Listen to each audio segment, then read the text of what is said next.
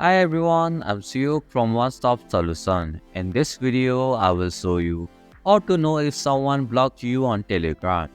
Understanding if you have been blocked can help you manage your connections and address any communication issues. So, let's get started on how to know if someone blocked you on Telegram. First, open the Telegram app.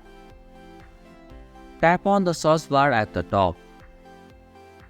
In the search bar, type the name or username of the person you think might have blocked you.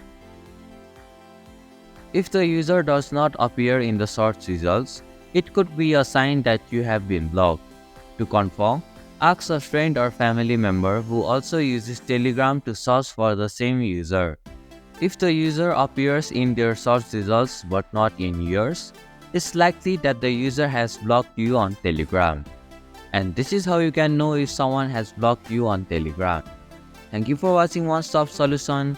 Hope this video was helpful. If it was, then hit the like button and comment down if you have any questions or feedback.